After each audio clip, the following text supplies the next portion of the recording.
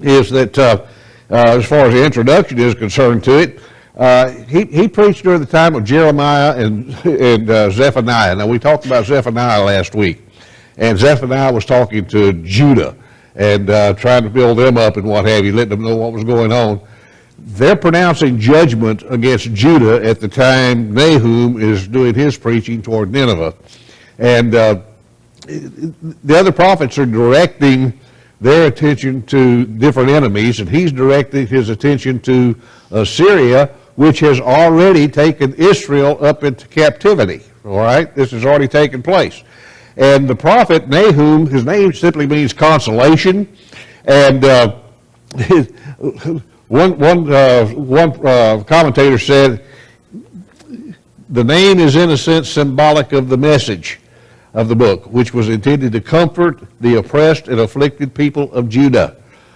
Nahum, consolation, means things are going to get better. God does that sometimes.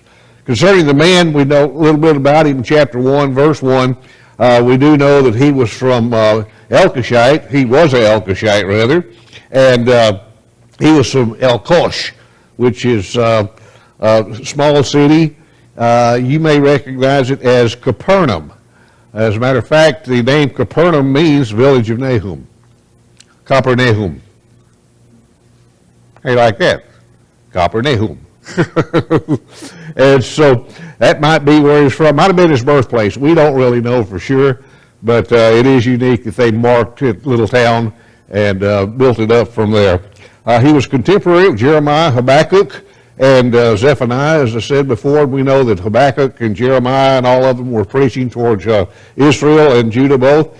And his message, when we look at that, somewhere around 630 to 612 BC, so it's toward the end of, well, it's way past the end of Jonah's message and toward the end of Zephaniah's, okay? As I said, Israel is already in captivity. Assyria has already came in and devastated. Now, if you want to read a history of that, you can go online and look at the history of the Assyrian captivity for Israel and look at what those people did. They were atrocious. You can even see relief plaques of what the kings were doing. You know, the kings used to take these relief plaques and place them all over their temple, showing the men beheading their captives, showing them disemboweling their captives, showing them chopping the arms off their captives, hands and feet, just everything they could think of to inflict pain. They were just cruel people. And so Northern Kingdom Israel, they'd already gone through all of that and were involved in it. But it's a world power, Assyria is. But it's on the downhill side, okay? They've peaked. Now they're coming down. Like every power in the world, they peak and come down. They call it a bell curve, right, Wayne? Yes, sir. And I'm probably going to show my ignorance, but they repented, didn't they? Way back when. Yeah. But they degenerated again. It didn't take hold. It didn't take hold, all right? They repented under Jonah's preaching, yet 40 days Nineveh was going to be destroyed. The king ordered a nationwide fast, and they did that, and so God relented. And they began their little social reforms and all that, weren't being so mean to the people and everything, but it turned around. And, you know, what's in your heart's what you're going to do. And that was in the heart of the nations, the heart of the rulers and everything else, and Nineveh degenerated to be a terrible place again as to what they did to Israel and surrounding countries and what have you. Now it's in a state of decline, spending all their money on wars and things of that nature, and the atrocities of trying to take care of slaves and what have you. It's just it's a drain on the economy. And where the economy goes, so goes the nation, by the way. And that's what was happening to Nineveh. The theme of this message is simply the fall of Nineveh. It's coming down. That's what Nahum is saying, and it complements Jonah. It's the tail end of Jonah's preaching, which, like we were just saying for Wayne, repent, okay, turn around, this is what happens. And that's what they've done. God gave them a chance. They rejected it, okay? No mercy is going to be shown to these people. judgment is going to be final. It's going to be brought down. The Assyrian nation will be brought down. The Assyrian nation is no more. Now, we do have people over there, don't we?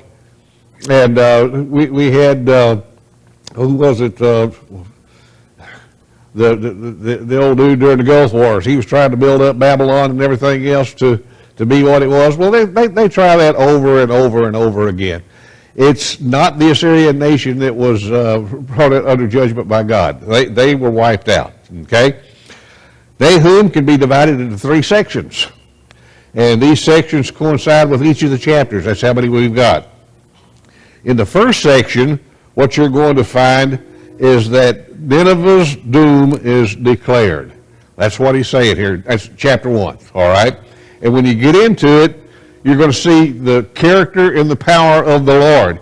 Here in chapter 1, verse 1 through 3, it's a prophecy concerning Nineveh, the book of the vision of Nahum the Elkoshite.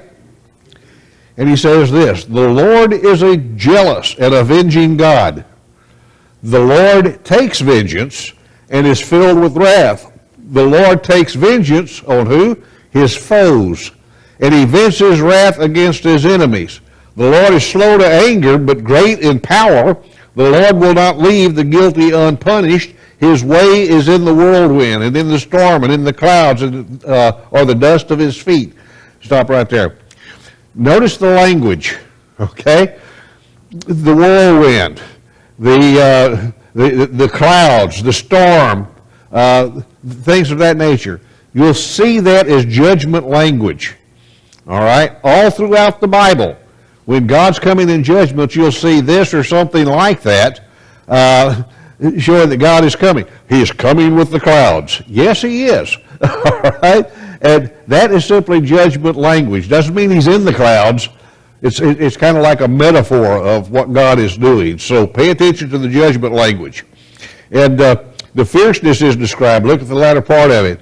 He's not going to leave the guilty unpunished. Verse 4, he rebukes the sea and dries it up. He makes all the rivers run dry. Bashan and Carmel wither at the blossoms, and the blossoms of Lebanon fade. The mountains quake before him. The hills melt away. The earth trembles in his presence. The world and all who live in it. Who can withstand his indignation? Who can endure his fierce anger? His wrath pours out like fire. The rocks are shattered before him. Once again, judgment language. He's using all this imagery to say nothing is going to withstand God's judgment. When we talk about the mountains quake before him and the hills melt away, may have been mountains, earthquakes, I don't know. May have been that. But the fact is, it's the world trembles, even nature is trembling at the coming wrath of God. That's what he's getting at here. And God's pouring out his wrath like fire. And of course there was fire, all right? Now the goodness of the Lord is a stronghold to the faithful. Notice verse 7. The Lord is good, a refugee in times of trouble. He cares for those who trust him. Stop right there. All right? There is no doubt that this country, as well as other countries, we go through all of these various things, and we worry about what's going on. We worry about what's happening with China. We worry about what's going on with Russia, in the Ukraine. Oh, we can't do anything because he might push the button, And we worry about all those things. Is there a possibility? Yes. There is the possibility that will happen. Why? Maybe it's because the United States has become so corrupt and so wicked, and the leaders have taken us down a bad path. We see we see wickedness just flaunt in front of us on television and everything else. I think it was that some senator tried to pass a bill that kids can't go to a Christian school, or they can't put on Christian school things because it might harm them. And she did that in retaliation for people putting up a bill that transgenders can't go into kindergartens. Wicked. Any way you want to slice it, it's wicked. What God is saying, no matter where you are, even in the throes of pain by Nineveh, if you're living in this thing, trust in the Lord. Why? Because he's good. Go to him in times of trouble. That's what we need to be doing even today. Going to God with the things that are going on around us.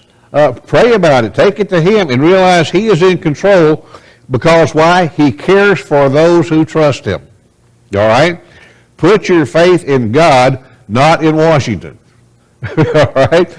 And God is also the pursuer of His enemies. Verse 8 says, with an overwhelming flood, He's going to make an end of who? Nineveh.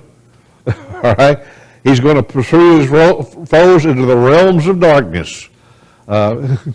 Even to death is what it amounts to. That's the imagery here. So God is going to take these people. He's going to put an end to Nineveh. And Nahum is making this prophecy to those people. They need to pay attention. All right? Going to be a complete overthrow of the city of Nineveh, which was the capital city of Assyria. What happens? She's not going to be afflicted again despite her despite her plotting against the Lord. In verse 9, you've got to remember, back then, gods were something that were important. Not so much today. In capital cities of ancient times, they had their gods they worshiped. Sometimes the kings were recognized as gods or sons of God. And they believed in the deities. And Nineveh has set up a battle, so to speak, against Yahweh, the Lord. Remember Hophni and Phinehas, sons of Eli. And you remember what they did. They took the Ark of the Covenant out into a battle with the Philistines. And the Philistines were sitting there, oh, we've never had this happen before. What can we do? They're bringing God. The idea is that God is in a box. You can take Him, you can use Him. It's almost like a genie in a box, And sometimes we do that, don't we? We take God and put Him in a box, go about our daily lives. When we need God, we'll pull the box out and rub it or talk to it or something like that. No, that's what Nineveh is doing, and Nineveh, they're plotting against God. How are we going to beat this God? It says they're plotting against the Lord, but God's going to bring an end to it in verse 9. Trouble will not come a second time. Uh-oh. What's that, fool me once? It's not going to happen again. They will be entangled among the thorns and drunk from their wine. They will be consumed like dry stubble. From you, Nineveh, one has come forth who plots evil against the Lord and devises wicked plans. So they're trying to figure out how they can beat a God. They've got the Jews, they've got them in captivity and what have you. But guess what? Judah is going to be delivered. That's what God is saying. That's what this message is to the people of Nineveh. It's not going to happen the way you think it's going to happen. God is going to intervene. My people are going to be taken care of, and the people of God need to hear this message. And can you imagine, the people of God are probably the ones Nahum is sending this message to, and it's getting out by word of mouth to everybody in Nineveh. Probably so. If Nahum had gone into Nineveh and preached this, they would have taken him and put him on a stake. All right? But this message is going to be spread. We need to spread messages. That's how messages get around in old times. That's how the gospel gets around today. Judgment is going to be, Judah is going to be delivered. In verse 12, he says, this is what the Lord says. Although they have aliens and their allies and their numerous, what's going to happen? They are going to be destroyed. I don't care how many allies you have. If God is against you, you're going to be destroyed. All right? We have the United Nations, which is a joke. Okay? But we have the United Nations. Can you imagine Germany coming to help us? No. Okay. Great Britain, little bitty island. It wouldn't take the Chinese could take a quarter of their people and run over Great Britain, The only difference with us, if they come to the United States, what do we have? Rednecks. We've got rednecks. And so, so it's going to be a struggle. But what he's saying here is, I don't care what you're plotting against God, it's not going to happen. You're going to be destroyed no matter how many allies you have. You're going to pass away. Now, Judah, he says, I've afflicted you. What? How's that? Well, remember, I'll let Assyria come and get you. I'll let you go off into captivity. I'll let you be part of that dispersion. I'll let you be caught up in this. Why? Because of judgment. But I'm going to afflict you no more, God says. Now I'm going to break their yoke from your neck and tear your shackles away. The Lord, well, tear your shackles away. I'm going to redeem you. I'm going to bring you out. I love that. God says, even though I allowed you to go into captivity, that was punishment. You had to be taught a lesson. You're not going to be completely destroyed. I'm going to bring you out. There's always going to be that remnant. But Nineveh's destruction, God says that's going to happen. Verse 14 says, the Lord's given a command concerning you, Nineveh. What happens when God gives a command? Well, light comes into existence. The stars and the heavens come into existence. The earth and everything in it comes into existence. All the animals come into existence. God gives a command, things happen, don't they? And that's what he's saying here. The Lord's given a command concerning you, descendant. You will have no descendants that bear your name. I will destroy the images and idols that are in your temple of your gods. I will prepare your grave. Why? Because you're vile. God says it's going to complete utter destruction of this city. That's got to be spooky.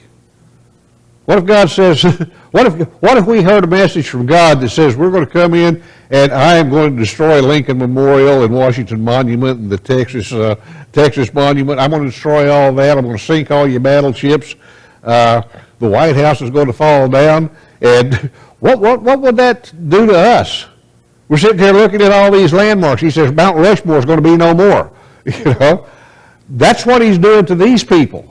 He's saying everything that you hold dear is going to be brought down. Okay? Now there's going to be good tidings in Judah. These people, why? Because you're going to be able to keep your feasts. Now, in verse 15 he says, look there on the mountains, the feet of the one who brings the good news. That's the messenger. That's the God. That's the evangelist. All right? He's proclaiming peace. Now I want you to get that. The one who proclaims the good news. In the Septuagint, that's the Evangelion. The evangelist is bringing the good news, which is a victory message. That's what the good news or the word gospel means. It's a victory message. In God's mind, in God's time, all of this has already happened. The victory has been taken care of, and the messenger is coming to tell about the victory. All right?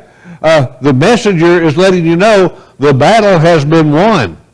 God has done that. He is bringing, and what is he doing? When the battle is won, he's proclaiming peace to who? God's people. All right? So what do? Well, you go ahead and celebrate your festivals. You go ahead and fulfill your vows. No more will the wicked invade you. They'll be completely destroyed. So, we were talking about the festivals. We mentioned that before. The festivals, have you ever noticed how the Jewish festivals like Hanukkah and Pentecost and all these things fall on different days of the year? Every year it's on a different time. Or maybe Easter. How, Easter one day is in April, one day is in March. It goes back and forth, all right? And the reason for that is they use not the Gregorian calendar like we use, they use the lunar calendar. And the lunar calendar, even the Sabbath day is not Saturday. All right? On the lunar calendar, it falls every day, the Sabbath falls every day on the 8th, 15th, 22nd, and 29th of the month. Every month. Every month. All right? And so, and the reason being is because they follow the new moon, and the new moon is new moon day. That's not even counted as a day in the month. The next day is when they start counting. So every day after the new moon, that's when the new lunar calendar begins. That's why it changes every month. Okay? So what he's saying here is you're going to be able to do this. You're going to be able to celebrate Hanukkah. You're going to be able to celebrate Pentecost. You're going to be able to celebrate all these various feasts that you've been commanded to do. You're going to be able to do that again. Why? Because Nineveh's not going to stop you. Okay? Now, in this first section, all he's been talking about is Nineveh's destruction. Okay? Over and over and over. That's what he's talking about.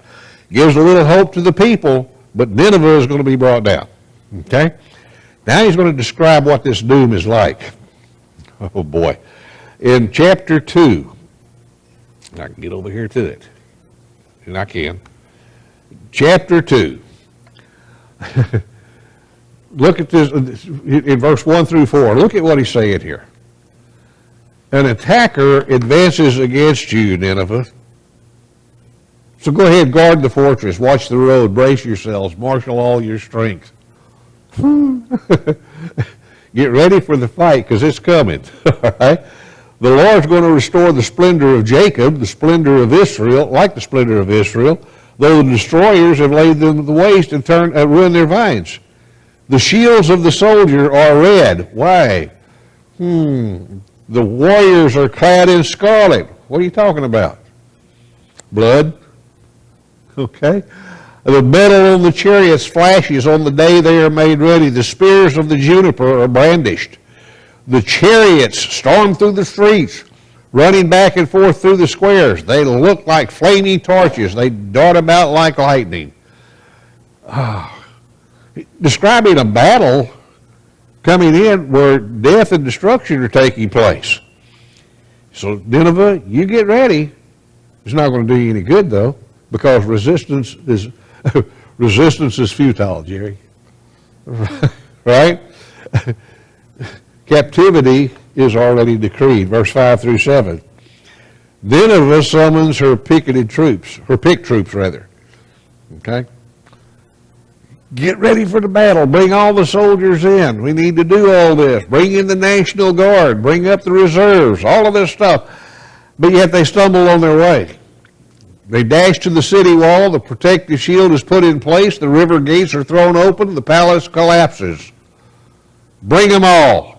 Look at what's going to happen. It's decreed that Nineveh be exiled and carried away. Her female slaves moan like doves and beat their breasts. Why? What happened to women of the ancient times when they had no husbands or sons? They had no way to live, no source of incomes.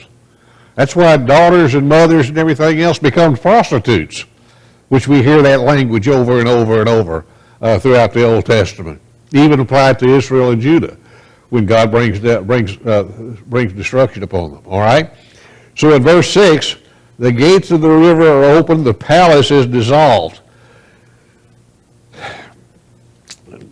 Believer Study Bible. The gates of the river are opened and the palace is dissolved. The Babylonian Chronicle tells that Nineveh fell because of the flooded rivers made by breaches in the city's defense. Now, I don't know how true that is. Okay? But wouldn't it be something?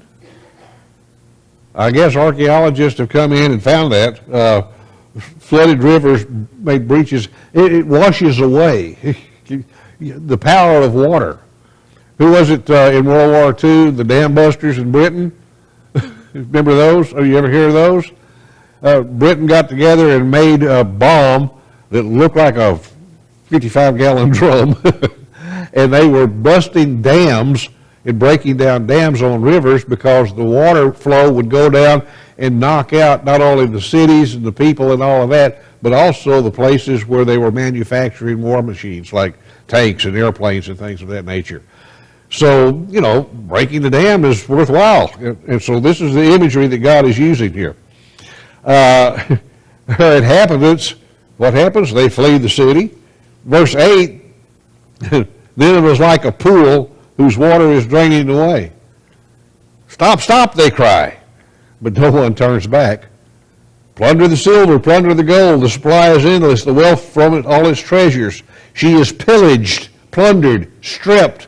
Hearts melt, knees give away, bodies tremble, every face grows pale. Ooh.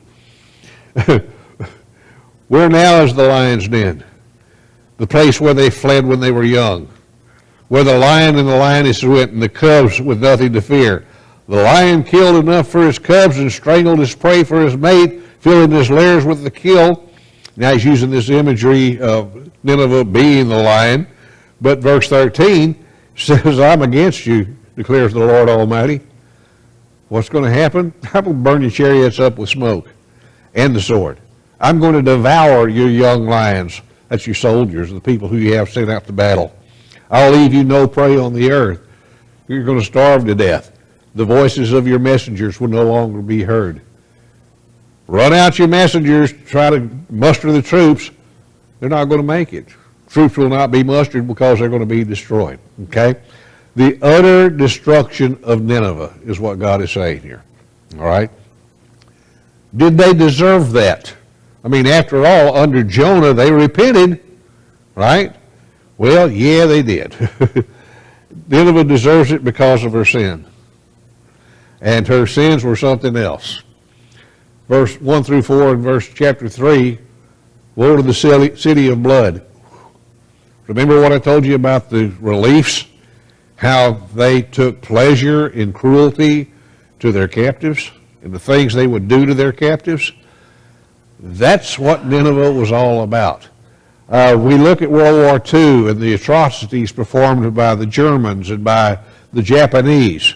You know, we probably performed some atrocities as well, but it was an ongoing major scale of how they treated their prisoners and all. Nineveh took joy in it and tried to figure out, how can I kill this guy and make it fun? It took pleasure in doing that. They always, he said, were full of plunder and never without victims. The crack of whips, the clatter of wheels, the galloping horses, the jolting chariots, the charging cavalry, the flashing swords, the glittering spears, many casualties, piles of dead, bodies without number. Get that description. I saw a movie one time of one of these battles, you know, where the people clash, and they were piling up helmets, and the helmets were taller than this building, you know, and that was all the dead people. Can you imagine what that would have been like to see that many dead people on a battlefield or in a city? That's just what was going on here.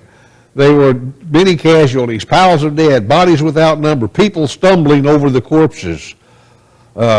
Why? All because of the wanton lust of a prostitute alluring the mistress of sorceries, who enslaved nations by her prostitution and people by her witchcraft. Nineveh was prostituting herself in the sense she was trying to make alliances to get what she needed from the surrounding countries. Those alliances where Nineveh was saying, I'll do anything that you want if you do this for me. Prostituting itself as a city to do that, and then what would happen? She would break the alliance. She would enslave the nation that she had prostituted herself to. It's kind of like the story of the prostitute who brings a customer into the room, and then the customer gets knocked in the head by her pimp. You know, that's what's going on here. All right? And God says, I'm against you, folks. The Lord's going to uncover her shame and make her a spectacle. Now, you've heard this before. God says, I'm against you, declares the Lord Almighty. What? I'm going to lift your skirts. Now, get this imagery. I'm going to lift your skirts over your face. I'm going to show the nations your nakedness and the kingdoms your shame. Then what's going to happen? Well, you're going to take the march of shame. I'm going to pelt you with filth. You're going to be stripped naked. You're going to be marching. I'm going to pelt you. In other words, the imagery is picking up dung and throwing it. That's what the imagery is. You're taking this mark of shame, and we're going to degrade you as much as we can, God says. This is what's going to happen. Now, this is the imagery This isn't what exact. This isn't. Don't take it literally, because Nineveh is a government, and God is bringing the government down. But God is using this imagery to say, I'm going to do these things to you. I'm going to treat you with contempt. I'm going to make you a spectacle. People are going to look at you and see how things have happened. And everybody who sees you in this condition is going to flee from you and say, Nineveh is in ruins. Who's going to mourn for her? Where can I find anyone for comfort? You won't, Nineveh. Everybody is going to see what I have done to you, and everybody is going to run from you. Okay? And then he goes into the next thing.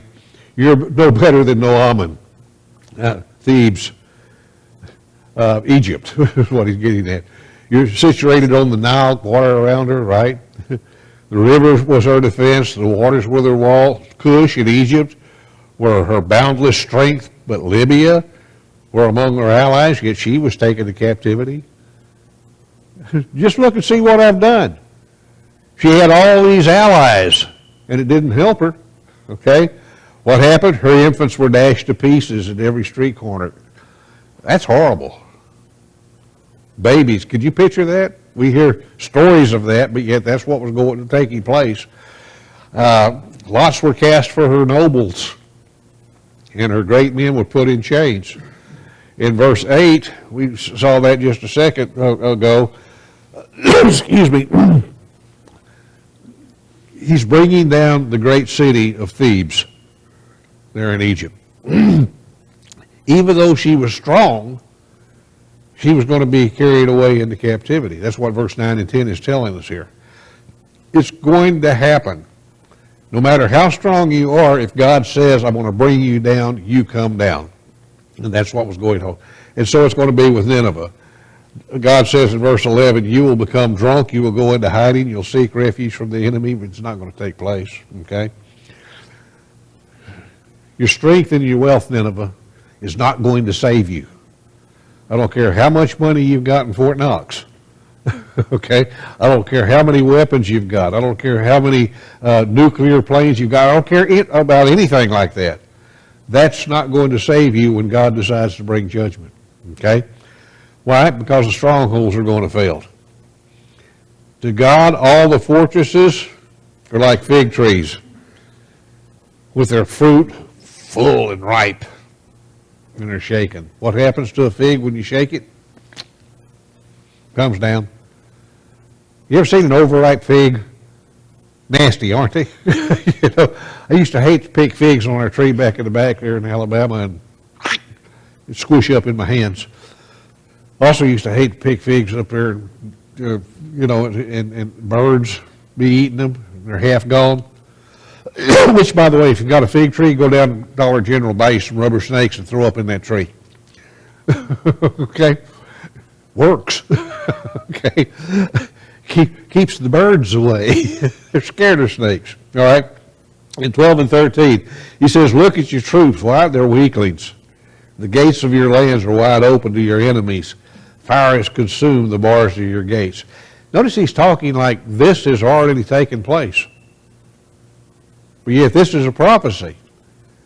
In God's mind, in God's time, it has already taken place, right? Your wealth, your armies, all that stuff's going to be futile. Your end is come. In verse 18 and 19, what happens? And this is what people need to pay attention to here as far as leadership of countries is concerned. When you lead a country down the path of destruction, you get destroyed first. Okay? The king of Assyria, your shepherds slumber, your nobles lie down to rest. Your people are scattered on the mountains with no one to gather them. No one can heal you. He's still talking to the king. Your wound is fatal. All who are hearing news about you do what? Clap their hands at your fall. When crooked politicians fall, what happens? Finally got him. You know, isn't that what we do? How many governors and insurance adjusters and all that from Louisiana do we have in the penitentiary, you know? But that's what happens. God is bringing them down. You've fallen. What goes with it? Your endless cruelty. And when the leaders die, what happens? people scatter. They go in different directions. And they rejoice over what's happened to the leaders, but guess what? Trouble comes upon them when they're out with no insight.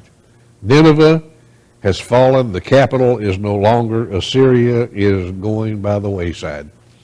That's what God is saying. Don't mess with God, all right?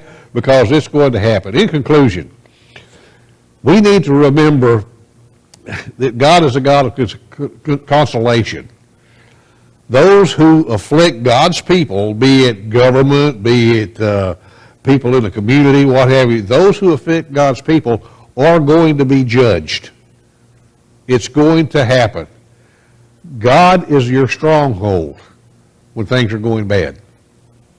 When things in the nation seem worthless, it seems like we're hell-bent on going into a war or whatever it might be, going into a recession, going into anything, God is your stronghold. Go to God in any time of trouble. Question is, are we trusting in God now? That's what we today need to be doing. Because Nahum is a warning for those who are doing evil. All right? You're saying, don't rely on mercy that was shown to your ancestors. Don't go back and say, well, God let us do all of this. Think about it.